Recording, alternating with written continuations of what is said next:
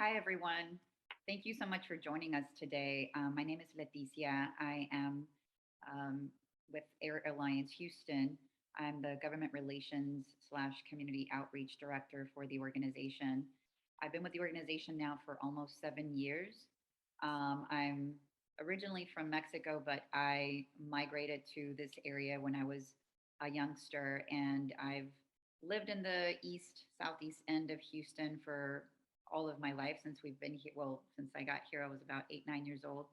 And I basically wasn't really paying attention to what was going on environmentally. But then I became a mom and realized that a lot of my son's health ailments, including asthma, was due to where we were living. And so I started becoming involved and more closely in tune with what was going on, and just started to advocate for a lot of the things that I saw. And An opportunity presented itself at Airlines Houston, and the rest is history. I'm here with you guys today. So I'm happy to share a lot of the knowledge that I have gained and a lot of the things that I guess, have acquired really just through learning and talking to folks in these conversations. So I really want to encourage everyone to just, feel free and feel safe to ask whatever questions you feel are needed for us to push forward on this work. Yeah, and today I will be joining Leticia. We're going to do this together, unlike some of our past skill shares. And I'm Stefania. I work for a nonprofit called Public Citizen, and Public Citizen is a national advocacy organization that works to defend the rights of the people in the halls of power. And in Texas, our work is almost exclusively focused on energy, the environment, and ethics. And I'm just so delighted to be here with y'all tonight. Houston, I actually grew up in Pennsylvania and Nebraska. And for most of my adult life, I've been living in Louisiana and Texas. So it's definitely become my home. And I think it's really important to protect our home and to advocate for clean water, clean air, and a healthy climate for everyone.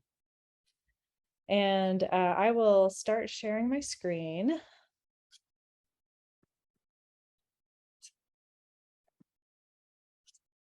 Okay.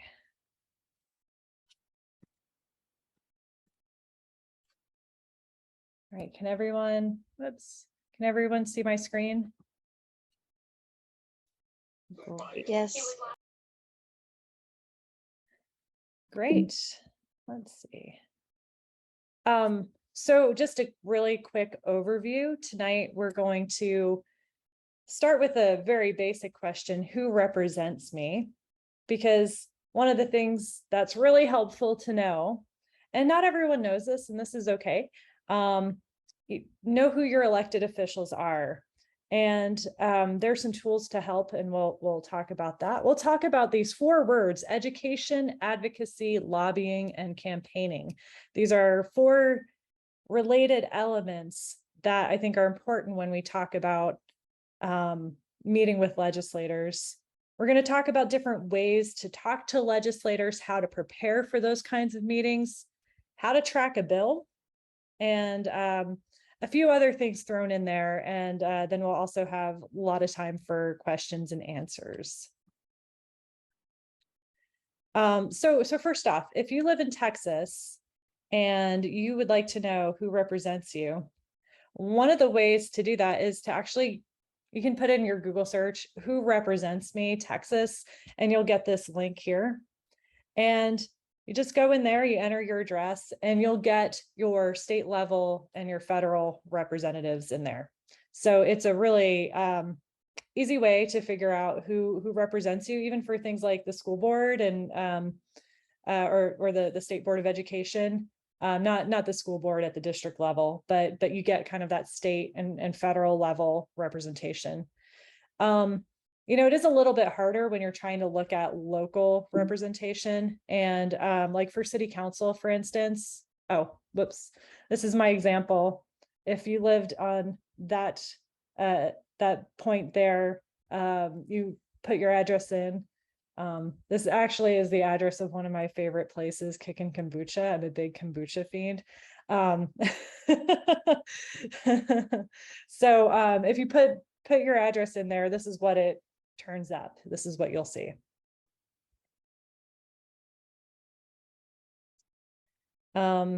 Just one note, there is also a link if you're looking for your city council representative. And at the end of the slide here, I have a couple additional links that I didn't include in this part of the presentation. So if you don't know who your city council member is, there are ways to figure that information out so that you can be really effective as a advocate for your community.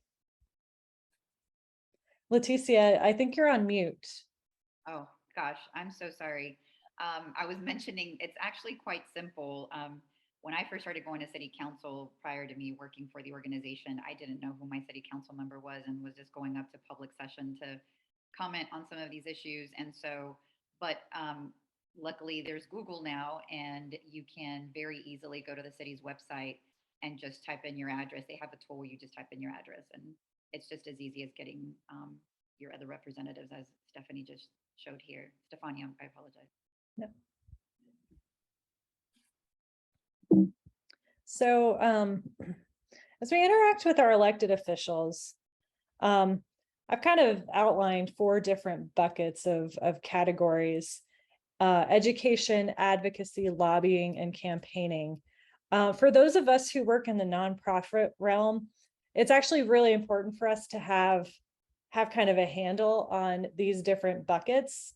For people in the general public, it's maybe a little less important. And the reason I say that is nonprofits, if you have a specific designation like a 501c3, you're kind of limited in certain activities that you do. For instance, I have campaigning outlined here. If you work for a 501c3 nonprofit, you're not actually supposed to campaign for specific candidates. But I imagine that people who care about climate change want to have candidates elected who care about climate change. So I just want to kind of highlight, if you're working on a campaign and you're trying to get someone from your favorite local nonprofit to join you in an election and you wonder why they're not doing that, it's because of IRS regulations. So I think that's an important distinction to have. Yeah, but the other things are a little bit different. Go ahead, Leticia. no, I'm sorry. I was just going to say thank you for pointing that out, because we do get a lot of community and just advocates that come to us and ask us, who do I vote for? How do we vote on the ballot? And unfortunately for, those of us who are 501c3s are not allowed to. On a personal level, I will say, call me after 6 p.m. and maybe we can talk, but the organization itself cannot in any way, shape, or form advocate or support any one specific candidate. However, we do try to put together candidate forums, and depending on capacity, for community have that opportunity to ask the questions to see where candidates lie on these issues. Yeah, and there are certain organizations. I saw Doug was here, Doug with the Sierra Club. The Sierra Club actually has a slightly different nonprofit designation, so they can actually endorse candidates. So there are other organizations that are able to do that work, and it's really messy, to be honest. But if you ever are curious, that's what's going on when Leticia says she can't tell you wearing her Airlines Houston hat who to vote for. But one thing anyone can do is education. So education is just simply like educating people about the issues. Like climate change is something that we're facing. It's impacting our communities, and that's very, very important to do, to have those conversations with our legislators, but also with each other. Advocacy is when we want, someone to do something in particular, like Houston, we need a climate action plan. I know a lot of us have been advocating for a climate action plan, and then in 2020, Mayor Turner put one together, and now our city has one. And now we get to continue to advocate for the implementation of that plan, right? And one of the things that we're doing here is in August, we'll be meeting with some of our elected officials to talk about the bipartisan infrastructure law and how this infrastructure money is going to come down to our communities and advocating for how that money is going to be spent. So that's a slightly different bucket than education, although you'll notice there's a lot of overlap here. Another issue is lobbying, right? When you go to a legislator and you ask them to support bill number XYZ, well, I'm just making that up, obviously, that is lobbying, right? And again, with nonprofits, there are certain limitations on how they approach that. But for the most part, even 501c3 organizations can do lobbying to a small extent. There's groups out there like the Boulder Justice, is that right? Yes. Boulder Advocacy. Boulder Advocacy, thank you. They had a name change and I'm yeah, a little blanking on it, but Boulder Advocacy, that if for any reason you fall in that category of representing a specific nonprofit and you want some clarity on what you can and can't do, they have a lot of information out there. You can even talk to them and they'll answer questions. They're great. Leticia, any thoughts, comments, additions, stories? Yeah, I mean, I know we're going to delve into it a little bit more here, but if there's any questions that anyone might have at this point, we're more than happy to answer them if any of this seems a little kind of, as Stefania mentioned, there's a lot of overlapping in a lot of the work that we do. So if anyone has any questions or anything, please feel free. Oh, and on that note, feel free to use the raised hand function. If you go to reactions, you should be able to find raised hands, the raised hand function to ask a question. Do y'all see that? Okay.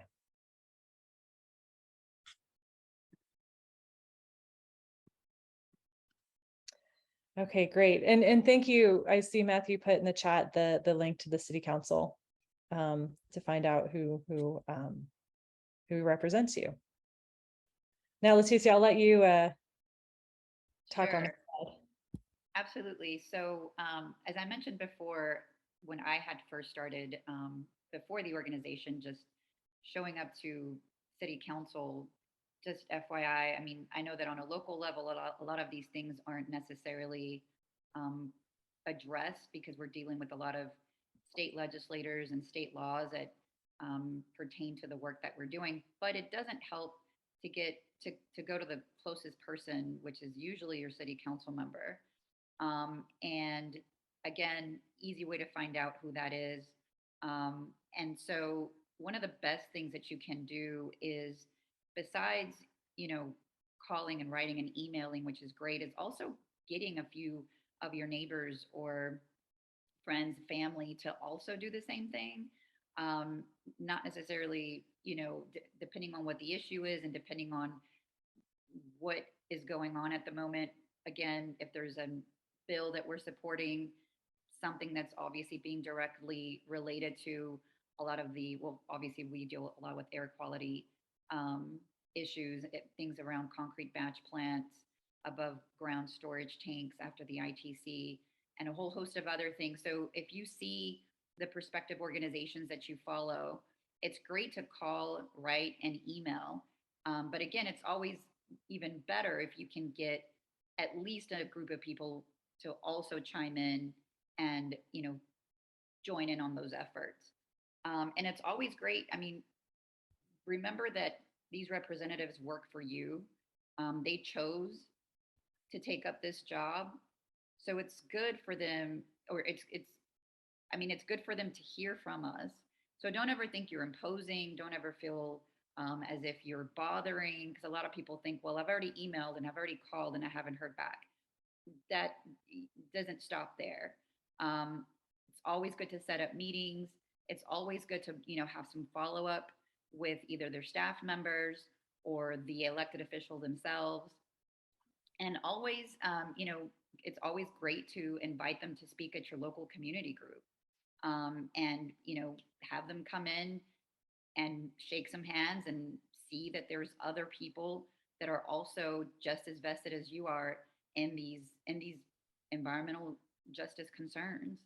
Um, I know that, Stefania had made comment to me yesterday that I do a good job of bird dogging. I didn't know what that meant, by the way, full transparency.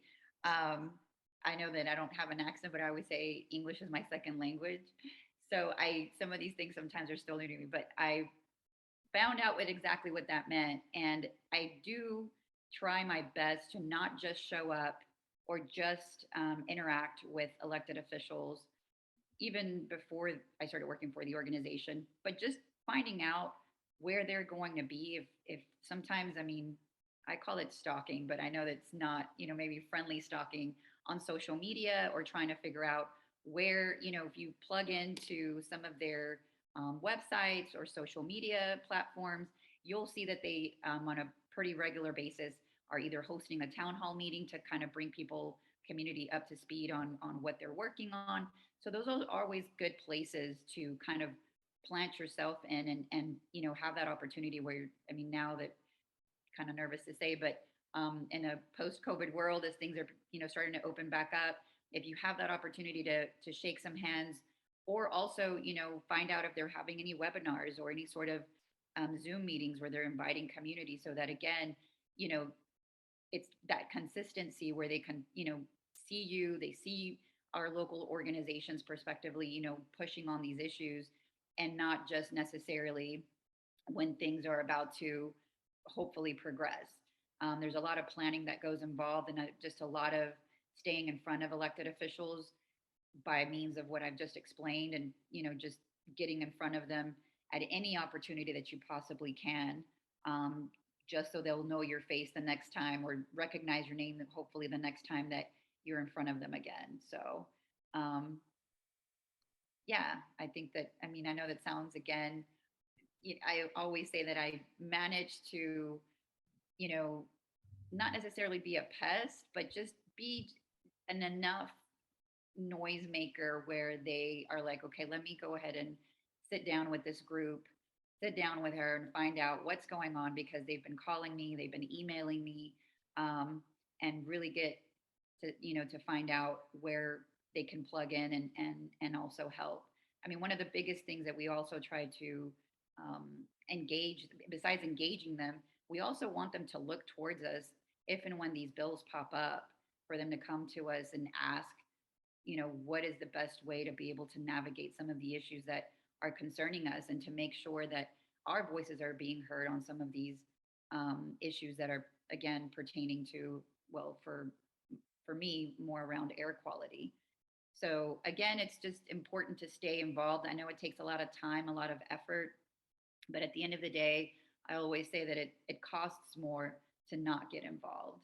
And so, I, you know, even if it's not something that it's an everyday thing, even if you do go to an event once a month, leading up to the lead session, and finding out, where your elected representative is, again, just to go shake hands and let them know where you're at on some of these issues, and more than anything, find out where they're at, and see about better ways to engage and interact, to be able to push forward on some of the things that are pertaining to environmental justice concerns.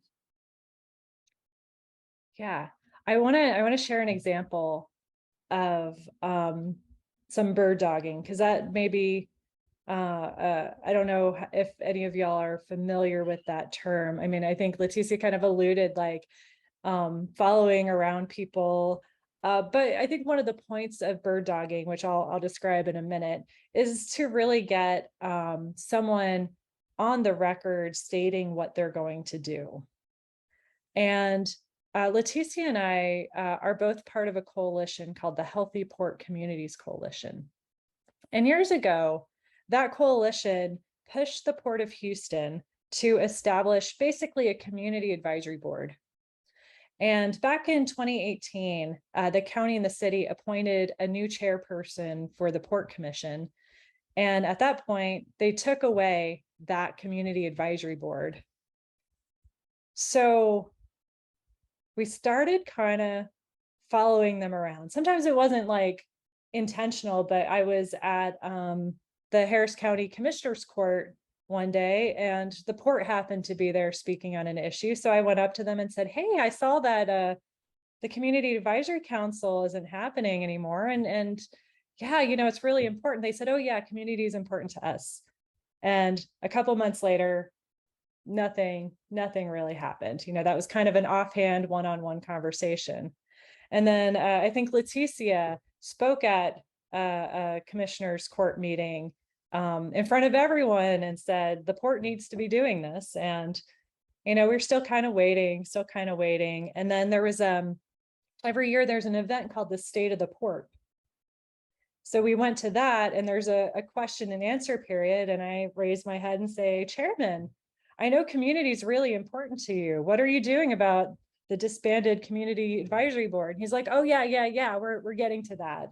And voila, they reinstated it. So that's just an example of how that might work, of getting, building up pressure and getting an elected official, or in this case, the Port Commission is actually appointed, but getting people to make a commitment publicly and then following through on it. Yeah, I think something else we talked about, it is important to call, write, and email. And, at the end of the day, what you're doing is you're building a relationship. I know some folks have very busy lives, and the extent that you can participate is maybe making a call every now and again, or writing or emailing, and that's fine. I think through that you can begin to develop relationships with staff, with your representatives, and they actually rarely hear from people about climate change, if you can believe it. That is a topic that is off most of the radar of people, of our legislators in Houston. And so I'm going to encourage you to get that on their radar. And when you're concerned about climate change, I like to think about calling representatives like almost like a form of therapy. Like, here are the things that I really care about, and just really talk to them about what's going on and why you care about things, and if there's something that you're specifically looking for, to make sure to include a call to action for your legislator. And of course, there's a lot of groups out there, Airlines Houston, Public Citizen, the groups that have been speaking with us, who are asking for specific things like, Stop TxDOT was here, and, they have their asks around TxDOT and stopping the I-45 expansion, for instance. So, be open to following groups, and if you see a call to action, participating. And I just wanted to address something that I believe Jamie had posted. Would you please explain why it's important to contact them, even if you know they won't support it? That's a great point. They need to hear from you, even if you have a representative in your district that you feel is, not necessarily friendly to to this cause, or environmental justice movement. They still need to hear from you. Again, remember that they are paid to do this job, and they work for you. They work for us. So anytime that, I always encourage people that, yes, absolutely, call your own representative. I mean, you can also call the ones that do not necessarily reside in your district, but are supporting some of these things. So that's really important to note. Don't ever think that it's not a good idea to do that. I mean, they need to hear from you. And again, it's always good to get, friends and family involved that are also pushing for these issues, to chime in and to do the same. I always say neighbors, because clearly they live in the same district that you do. Natalie wrote, "We can advocate with our local city council members, but also remember that there are 5 others who represent the entire city of Houston. So if you're falling on deaf ears with one, try the other." This is true. You have 5 at large. council members besides your own district council member that also works for you. And so if your district council member, for whatever reason you feel is not listening to you or not really responsive, whether it's on this issue or other issues, you have five others. And again, when these types of issues pop up on a state level, it's still good to let them know, you're advocating for these things, and you'd want them to also chime in and maybe put out a statement, or to also partner up with, your prospective representatives on these issues, because it does matter at the end of the day, to get your elected officials on board. Um, so yeah, sorry, I just wanted to make sure we address those questions. Yeah, thanks, Leticia. So let's say you're interested in starting, getting a group of your neighbors or your local community group. You're interested in setting up a meeting with your state representative or your congressperson. The steps that you would take, I mean, really, you just call their office, but one of the things that I have found really helpful is to ask for their scheduler, because there is a person in their office who makes their appointments, and it's usually easiest just to talk to that person. So yeah, don't be shy, ask for their scheduler, and then you can go from there.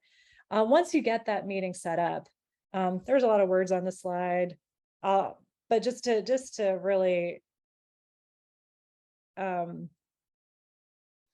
yeah, the main points are, make sure you're prepared. What your goals of the meeting is like, all right, there is this bill that we know about, and we want our congressperson to vote yes on this bill or vote no on this bill. Like, know what your goal is. Before the meeting, make talking points. What do you want to convey to that person? What's important to you? Why is this bill a good idea or a bad idea? And then, set an agenda. It always helps to have something prepared in advance. And, sometimes the agenda doesn't always happen the way it should, but it's really good to have that kind of preparation in advance. When the meeting happens, you want to make sure you're on time. That might be a given, but you also want to know that a lot of lawmakers, elected officials, they're running from meeting to meeting, and it's nothing personal. They might be late. So if that happens, don't take offense to it. They really do get very busy. And on that same token, be sure to keep your remarks short, because legislators are human and sometimes people have short attention spans. So the more that you can keep things concise, the better off it's going to be. Another thing is demonstrate your capacity to influence people. One of the ways that you might do it is you can say, yeah, I'm part of my civic club. I'm part of I'm part of this other organization. I'm part of this other organization. Don't be afraid to talk about some of the things that you're involved in, and show that, like, you have a network of people who you're willing to call and activate on this issue, but also activate them when elections happen. Because Absolutely. yeah, you want to say more about that, Yeah, no, Leticia? absolutely. I mean, to Stefania's point is that, them seeing that you do, it's not just you, it's not maybe just a couple of people. This is an issue. I mean, sometimes it's maybe even a good idea to maybe have a petition signed, or something where you can show or demonstrate that, hey, I'm a part of these organizations, or I've, this organization, or I'm also part of, my son's school, or, that's usually how I used to say it. I have a lot of parents that are also in tune with what's going on. And so just letting them know that you do have and carry influence. And I think that one other thing that I would also add is maybe bringing like a one pager to leave them with, just so they'll know exactly what the issue is, and they can have something that they can take away from it, whenever you're there presenting. And then the other part is yes, definitely keep it short, because usually those meetings are 30 minutes, right, Stephanie? I think it's very rare that we've even gotten maybe an hour. long conversation with our state legislators. They're pretty short. Even if they're running late, 5, 10 minutes late, they'll try to cram everything in 15, 20 minutes. So be prepared for that, that it's not going to, be a long, drawn out conversation. So you need to be upfront, always good to tell a personal story, and just follow up with it, and help them understand that you're not going to stop. You're going to, keep following up on these issues, and hold them accountable at the end of the day by showing up to the polls, not just yourself, but all the people behind you. Yeah. Yeah. And don't discount the power of your personal story. If you've been personally impacted by something that is relevant to your goal and to whatever legislation you might be discussing. For instance, like the bipartisan infrastructure law, when we were talking about it last week, one of the things that came up was like um um lead in pipes, for instance, right? If you've been personally impacted by contaminated water, or if you've been personally impacted by flooding or anything like that, um,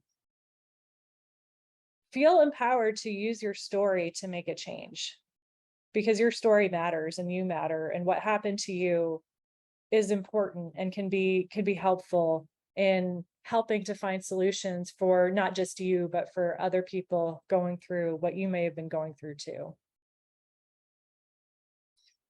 Leticia, do you want to close us out on this slide? Sure. Again, I think we've pretty much did a good job of just kind of explaining, and just giving you an idea.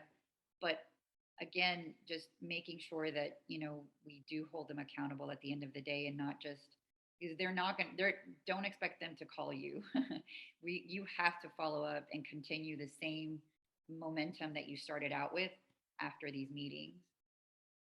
If there's anything else, if there's any questions or anything.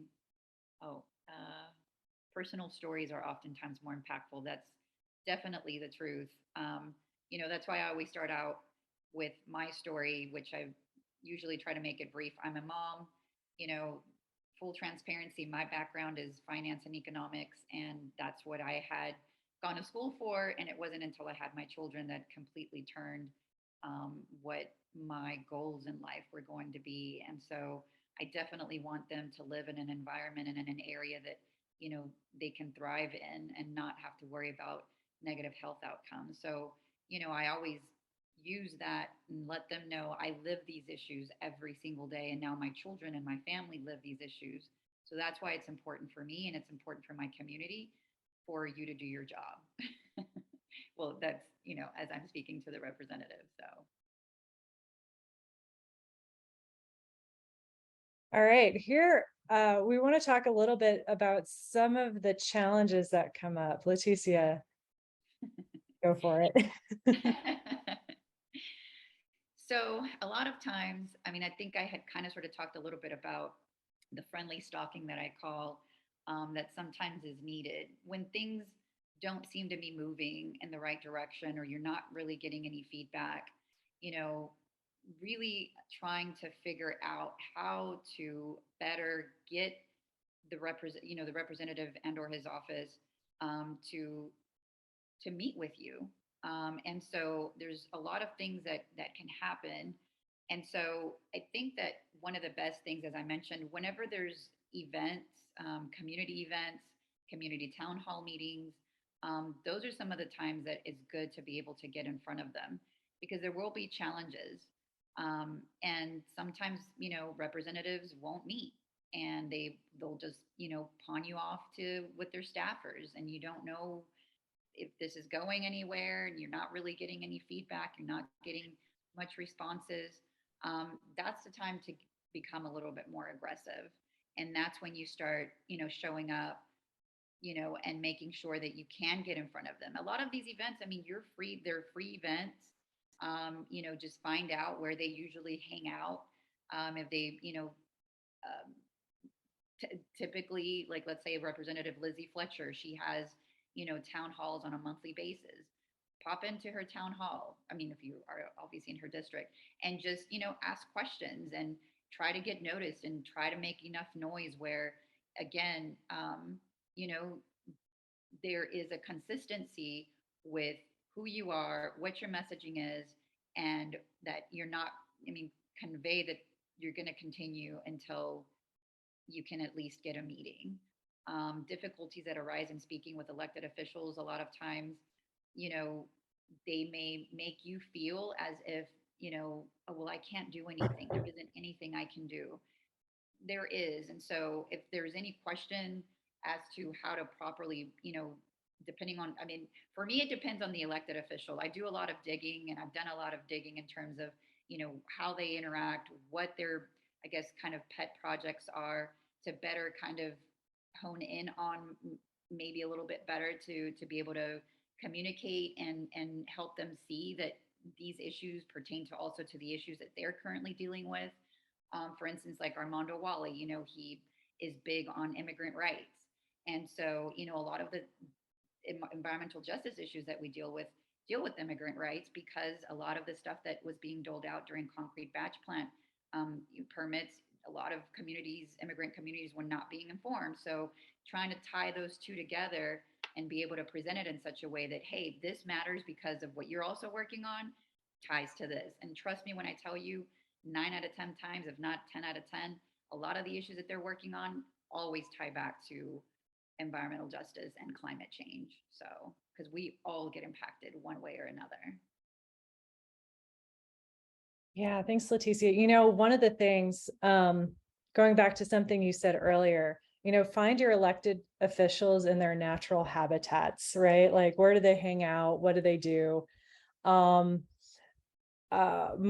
former boss, Tom Smitty Smith, he would call it going fishing.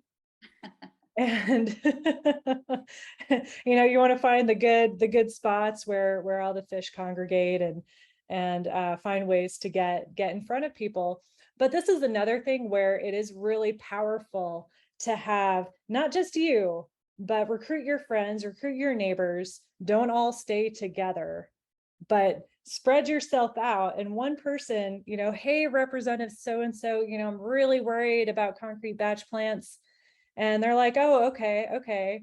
And they move on. And then you have someone else come up, hey, Representative so and so, I'm just really concerned about concrete batch plants. And he'll be like, wow, a lot of my constituents are worried about concrete batch plants.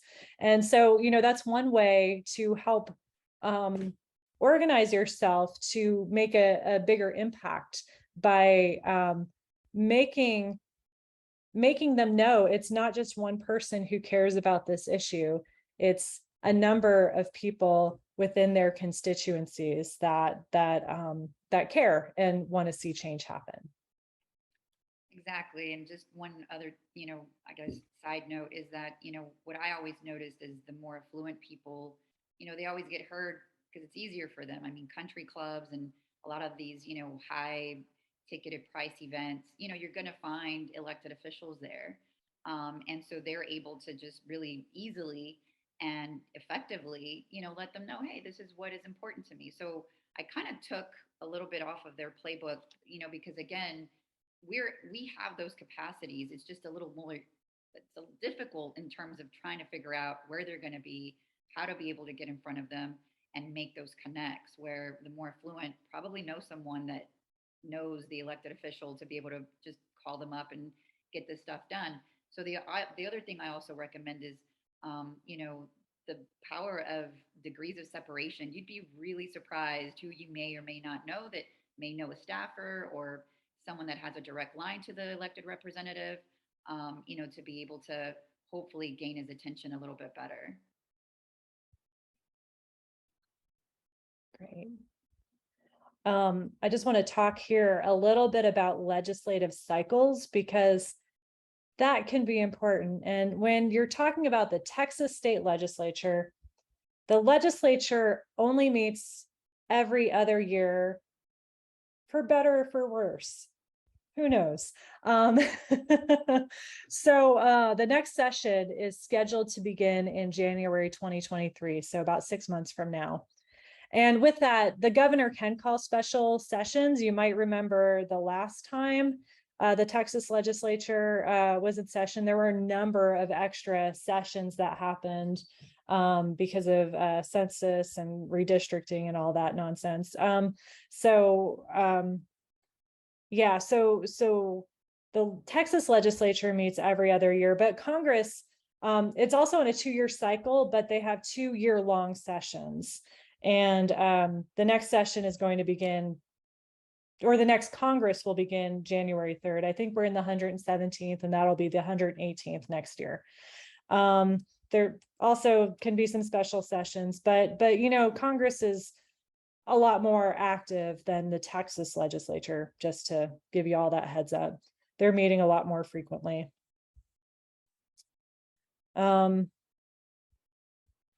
Oh, maybe just one other thing with legislative cycles. With that, the Texas legislature, everything is really compressed, right? So things are happening between January and May.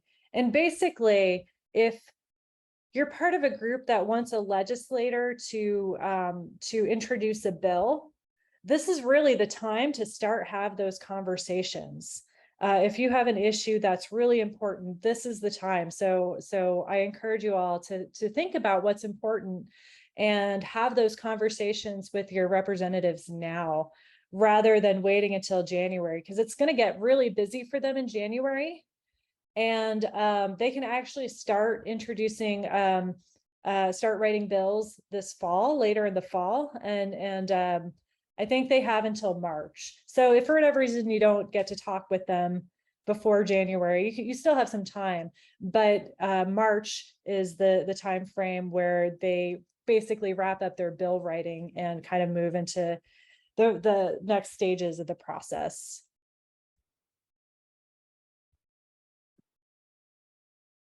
Okay, let's see. So how to track a bill. You can actually track bills if you don't know that.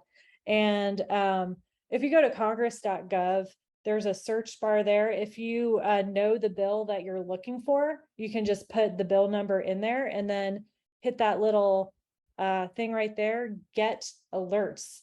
And it'll alert you by email to the next stage of the bill. If it's going to be introduced to committee or something like that, it'll let you know where it is in the process. And I think if this is something that you're really passionate about, you want to get involved in this part of the process, these are really helpful tools that can help you do that. The state of Texas also has something similar for its legislature. And I have a link to it in the resources section where you can track bills and get emails as well. So if you're interested in learning about what climate legislation's out there, you can do a search and find it and then select which ones you want to get notified by. I think that's just a really helpful trick to keep in touch and get notified when things move, because otherwise it can feel a little daunting to have to figure out, well, what stage is this bill in? Where do I need to be? What do I need to do? This kind of helps do a little bit of the work for you. And that is it for our presentation, unless Leticia, you have anything else that you want to add?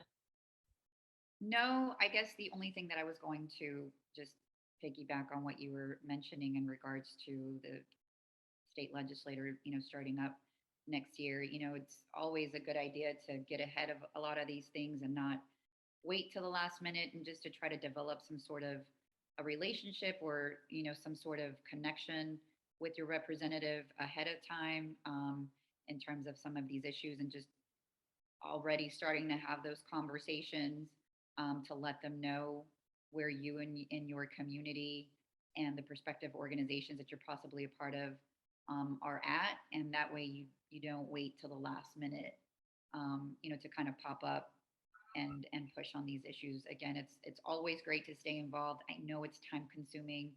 I mean, you being here today from 6 to 8 is a big ask, but it's also a big investment. It's an investment in yourself, and it's an investment in your community, and more importantly, in the world that we live.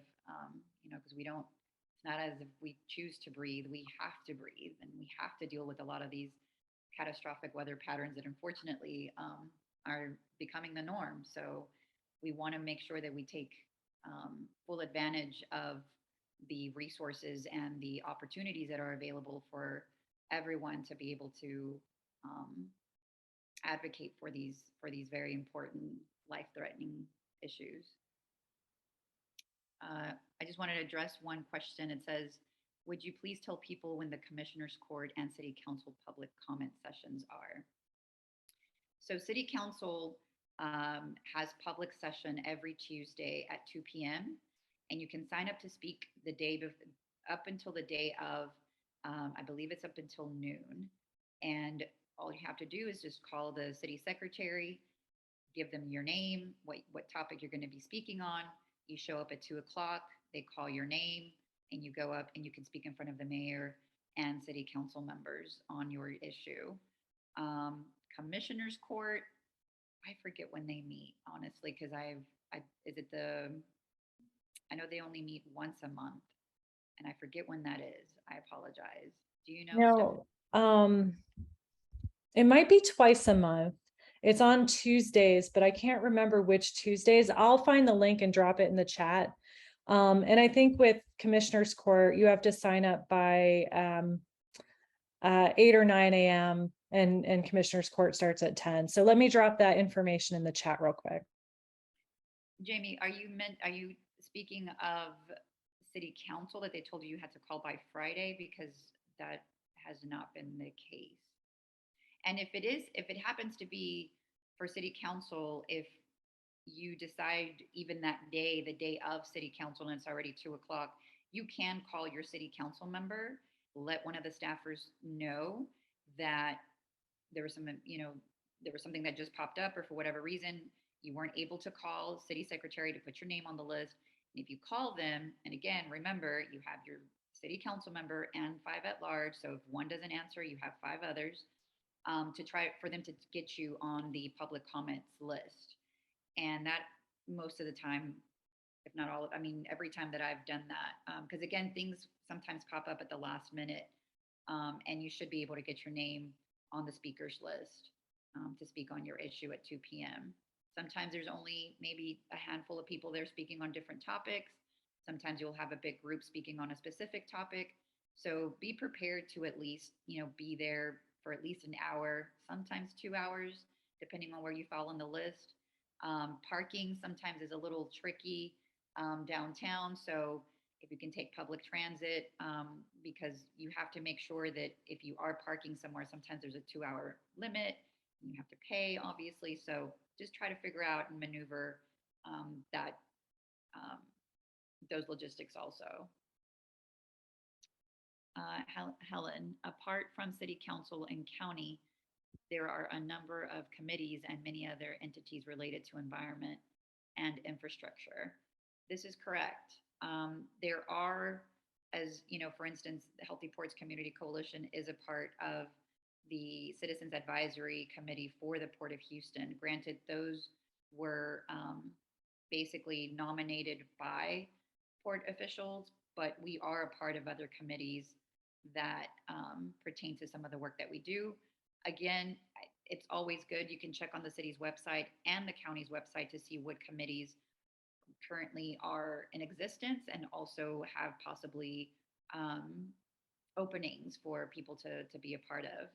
I'm a part of Keep Houston Clean, which deals more with illegal dumping than anything else, but it's also a good way to network and also get close to other elected officials whenever we participate in area cleanups. Let's see, some places are still allowing for virtual participation. Yes, sorry, that was you, Stephanie. As I mentioned, yeah, you can go to the website and find out to the city's website on boards and commissions, as well as the commissioners' boards and commissions, to find out to see what is currently available. Yeah, just also a note to Helen's question. I don't know that there's a single comprehensive list of entities, because I mean, just thinking about like the presentation that we heard last week from Stop TxDOT, and both Stop TxDOT and Bayou City Waterkeepers, like, there's a number of different entities. There's the city of Houston, there's the Metropolitan Planning Organization for our area, which is called HGAC, or the HGAC, the Houston Galveston Area Council. And I'm sorry, there's so many acronyms that go along with it, which I think also we're drowning in alphabet soup. So there's that. There's TxDOT itself, right? There's the state legislators. Is there a Texas Transportation Council? There's like a number of different entities, and all of these have some role in whether we have expanding highways or more investment in public transit, metro, and things like that. So I wish there were a comprehensive list that we could find, and maybe that's something that we can think about developing, because I think that could be really useful to know, because there are some entities that hear very little from the public, even though they are public facing groups, right? Like the port, I think they're hearing a lot more from community now that there's more involvement, but that hasn't always been the case.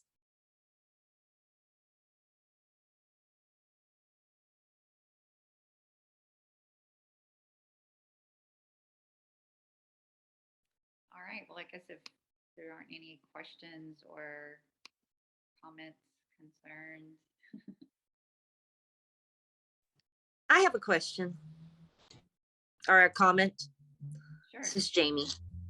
I didn't know if you'd see my hand in time. I just posted in the comments, State Representative John Rosenthal is part of a climate justice caucus at the state level.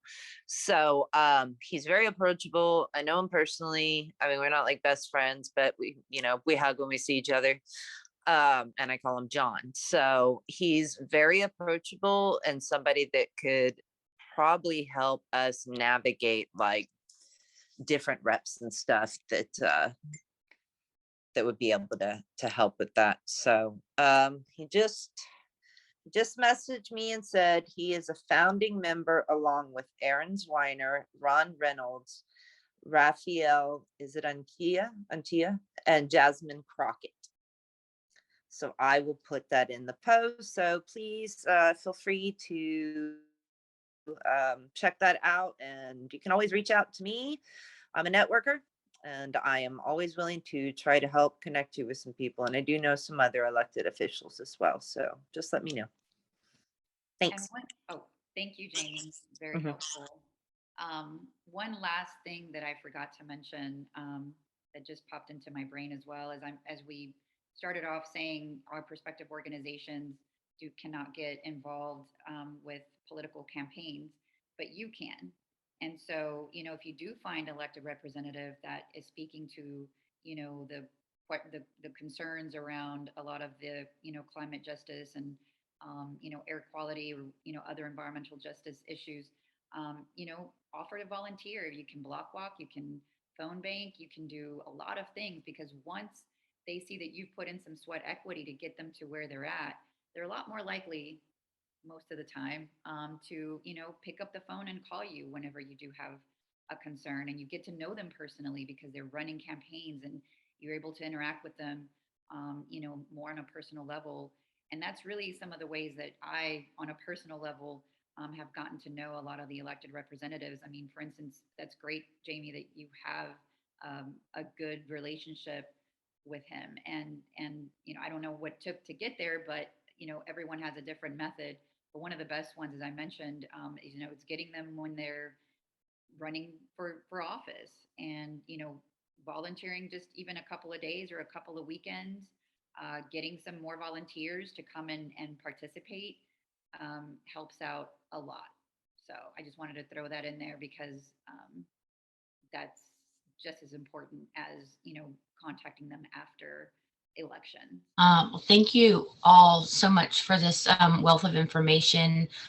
We still have time for more questions if, if anybody has anything. I dropped a couple of links in the chat there. One is to the City of Houston Boards and Commissions, and one is to the Harris County Boards and Commissions. And not only do they often have openings if you wanted to like serve on one of these boards, it's a really good way if you really want to get involved in public service to kind of get your foot in the door and start networking around the issues. But it's my impression that some of the meetings, if not all or several of the meetings, are open and they do take sort of like input from the public as well. So in addition to kind of like all of these entities that we talked about at the state and at the metropolitan planning level, there are different entities of the city and the county over different aspects, like Leticia said about like Keep Houston Clean, and there's like the Parks Board and the Children's Resilience Initiative, and you name it, like